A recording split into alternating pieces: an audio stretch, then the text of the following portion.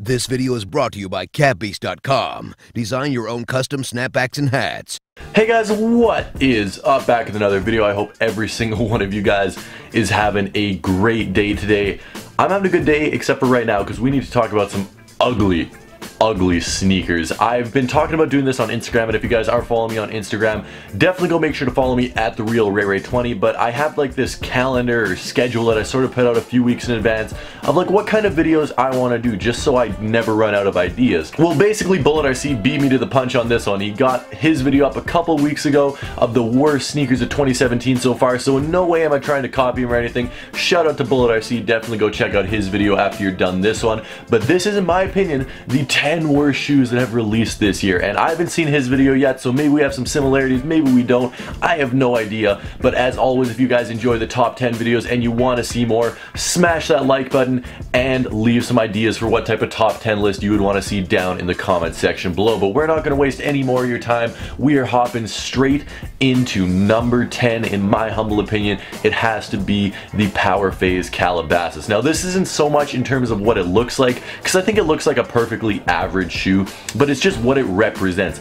Idiot kids were spending $1,000 on this shoe and claiming, no man, I'm buying it for the looks. I'm buying it because I like how it looks. No, you're not. No, because if you're buying it how it looks, or buying it for how it looks, you'd be buying the Reebok version. It looks exactly the same. You're buying it because it's hyped up and because it costs $1,000 and because Kanye said it was cool. That one just, it made me lose a lot of faith in people and their purchasing decisions, and people that say they're not hype. But like, if you're a hype beast, go for it, admit it. But to sort of cover it up by saying that you're buying it because you like how the shoe looks, like, bruh, just buy the $50 version, the Reebok version. It looks exactly the same. No one is gonna judge you any differently. I mean, if you're a hype beast, go for the $1,000 one. I will applaud you for it, that you're able to afford that, so good job for you. So moving on to number 9, we got a basketball, like, Nike lifestyle fusion. I'm not even sure what you would call it, but I'm not a fan of it. I think it's called the Nike Air Bonafide or something like that, but it was originally a Jason Kidd basketball shoe back in the mid-90s, and they were amazing. And then they decided to put a Flyknit sock upper on it, and now it doesn't look good. Doesn't look good is what I'm gonna say. I was very disappointed when I saw this. Why can't you just retro like the classic version of it? I know Nike's trying to innovate and keep up with what Adidas is doing, but that is just not the way to do it, Nike. Like, just you're ruining one of my favorite 90s silhouettes with that sneaker. And speaking of multicolor Flyknit, another one we really need to address at number 8 is the Nike Vapor Max strap version. So this one has no laces, because, you know, the Vapor Max wasn't bad enough with laces. Like, it's not like I thought that was ugly with laces. They had to just remove the laces and put an elastic strap, because we're not smart enough to tie our own shoes. And this looks terrible. It hasn't released yet, thankfully, so we don't need to deal with seeing it on people's feet yet. But this is just an ugly shoe. Obviously, everyone has their own opinion, so if I'm trashing your favorite shoe, it's by no means personal. I'm not trying to offend anyone. This is just simply my opinions. These Vapor Max strapless are hideous. They are a hideous pair of sneakers. You have the Air Bonafides, which feature this multicolored Flyknit, which I am not a fan of, and then you just transition the Flyknit onto this shoe right here, and it possibly gets even worse. I don't like the way the air bubble looks, but I was willing to live with it on the regular Vapor Max. I've seen them on feet on some people, and they were able to pull them off in outfits. But this strap, man, they took the one thing away that the Nike Vapor Max had going for it, which was the lacing system. It looked sort of in line with some other shoes that I liked. It was just a simple, clean lacing system with this crazy, stupid looking air bubble. But now they put an elastic strap. Yeah. Number 7 has to be probably one of the ugliest sneakers Jordan Brand has ever produced. I don't even know what these things are, but this is what they are. I don't know what the name is. I don't care to know what the name is. It's like the Jordan Trunner or something like that. I call them the Jordan Ugly. That's what these are hideous sneakers. I know Jumpman Bostic's a fan of them. I know other people are a fan of them, and I completely understand if you're an OG and like you grew up with this and it's nostalgic for you. But for me, just looking at them, me being a 20-year-old that didn't grow up with this is a hideous pair of sneakers. I don't understand why people like these. I don't understand why Jordan Brand made these. They look like a swimming shoe, and then the bottom is like flat. Like, there's no traction pattern on the bottom. It's like a flat rubber. It messes with my head. I don't understand them. Drake released an OVO pair that was limited to like 300 pairs, and those probably resell for hundreds and hundreds of dollars just because they're limited. But the GR colorways, dude, you're gonna be able to buy these for $35 at a Nike outlet. Give it a couple weeks. I guarantee you, a couple months maybe, these things are going to be $35 because I don't know who is purchasing these. I think the retail is like $120 too. No one is purchasing these for $120. Come on, Jordan Brand, please. I love your stuff. I only have 55 million pairs of Jordan 1s. I don't love these. Have you guys just ever seen a shoe so ugly that you felt bad for like the box that it was in or the factory workers that had to make it? Yeah, this Alexander Wang shoe is definitely one of those. What is this? It's like a tube sock that got glued to an NMD midsole. That's what this is. That is the literal definition of what this is. It's like Adidas, because obviously they manufacture athletic wear as well. They had leftover socks and they had leftover NMD midsoles. And they were like, Alexander Wang, we want to do a collab with you, but these are literally the only materials we had left. So Alexander Wang was like, fine, let's glue the tube sock to the NMD midsole and we'll call it a shoe and we'll charge $270 for it. I don't understand the appeal of these. I really don't. They look like a tube sock on an NMD midsole. They don't look good. I really don't understand it. Like, if you're a fan of it, go for it, buy it, spend your $270 on these. But what is the appeal, especially the white colorway? The white colorway is the weirdest looking thing I've ever seen in my life. It's a white freaking mesh tubes. It's confusing my head to even talk about these. I don't understand them. If you're a fan of them, that is wonderful, but they are ugly. I think we're on number 5 now. I don't know, I'm really bad at counting, but number 5 needs to be the Converse Chuck Taylor Flyknit. I'm a big fan of Converse over the past few months. As you guys no doubt know, I have 3 pairs of these amazing shoes. I have a stack of Converse over there that I didn't have at the beginning of the year.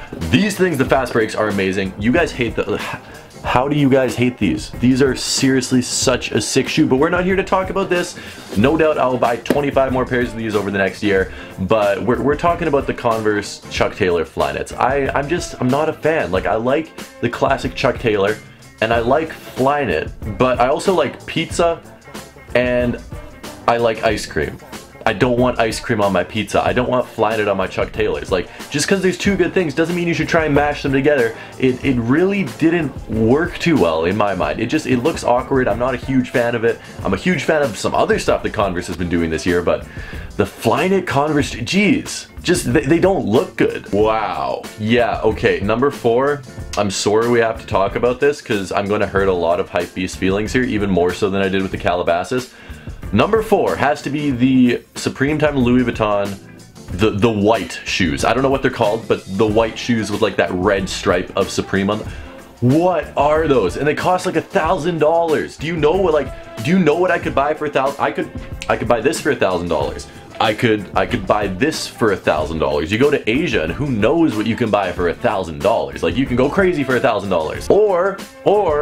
Or you could buy possibly the ugliest shoe. Like, this looks like something that would be 95 cents at the thrift store, because even the people at Value Village know that no one is going to buy this because it's so ugly, but yet there's a whole subculture of people that want to spend thousands of dollars on these. Please explain to me why people want to buy these. Like, is there anyone that wants to buy these because of the looks? I understand that people want to buy them because they're hyped up, but does anyone actually want to buy that pair of shoes because they think they look good? I'm concerned for that person. They probably need to go get their eyes checked. Like, they need to get to an optometrist ASAP. If your friend thinks they look good. Number 3 on my list is going to have to be the Pharrell Tennis Classic, and this is something that's gonna maybe surprise a lot of some of you guys, but some of you guys are like, yeah, this is an ugly shoe. I don't get this shoe. Not only is it not, in my mind, a good looking shoe, but it's also a terrible quality shoe. You pick it up and you can tell it's made of super cheap materials. The foam on the midsole is super cheap and is not gonna last. The upper is just a thin mesh. Like, it honestly is one of those shoes that cost them 75 cents to make and then they sell it for $120. Very poor construction, poor materials, and they look like elf shoes. Like, they look like I'm gonna go build toys for children in Santa's village or something. Like, that's what they remind me of. They don't look attractive to me. That's not something I would want to wear, not something I would ever want to spend money on. They actually had resale. I was in New York the day they came out. They sold out everywhere and were a Flight Club for like $275 the day they released, which is ridiculous. I don't know what they go for now. I'm not paying attention to them anymore. But those are not a good looking pair of shoes. They're in fact a really bad looking pair of shoes. Number 2, this is a little bit of a personal shot at me because it's actually a great pair of shoes that released, but I just can't figure out how to lace them up. Number 2 would have to be the Jordan 1 wings, not because they look bad. I think they look amazing, just because of the personal grief that they have caused me. Yes, I've tried putting tape on the lace tips. I've tried putting a pin through the lace tips. I've tried freezing the lace tips. I've tried everything. I'm starting to think I have Down syndrome or something, and I don't know how to lace them up because I've spent 2 hours of my life trying to figure out how to lace up this pair of shoes. I still can't lace up this pair of shoes. Number one, I think we all knew this was coming. This had to be on the list. I could not put this on the list. It is the Lonzo Ball Zo2 Big Baller Brand $495 sneaker of what? He's not even wearing them.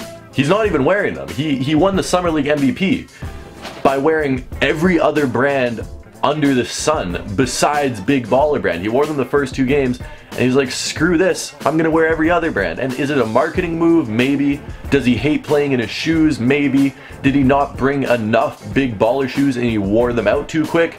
Maybe. Is he just completely crazy? Maybe. All of the above could be possible at the same time. Who knows? I don't know. You don't know. We can only speculate at this point, but it's an ugly shoe. It's a rip-off Kobe with rip-off Boost for $500. Even if the shoe looked good, it would still be on this list because this is not the ugliest shoes. This is the worst shoes, not only in looks, but what they represent, how much they cost, and everything surrounding that pair of shoes. And $500, $900 if you have big feet or want them signed in a glass case. That is preposterous. That is crazy. That is lunacy.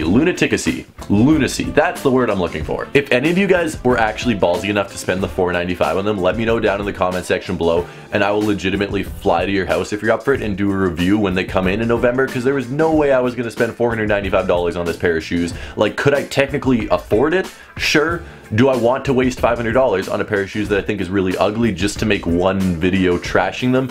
Not really, because I can make a video trashing them right now and I didn't even need to spend any money. But that is definitely the worst shoe that is released in 2017 so far. Let me know what you guys think of my list. Make sure to add your sneakers down below, and if there's any sneakers you feel shouldn't be on this list, defend them with some points and opinions down in the comment section below. As always, I really do appreciate every single one of you guys watching. We just have an amazing family going on this channel, and I do appreciate every single one of you guys. We just hit 180,000 subscribers. How crazy is that we hit 180,000? Seriously, from the bottom of my heart, I know I say this a lot, but I truly do appreciate you guys. We got an awesome group of people over here. Some people have called us the Ray Ray Army. I don't usually say that, but today I'm gonna say that. So if you guys are still watching, make sure to comment Ray Ray Army down in the comment section below, or comment I feel real down in the comment section below. As always, make sure to tune in every single day because we got a new video coming every single day, and I'll catch you guys tomorrow. So until then, peace.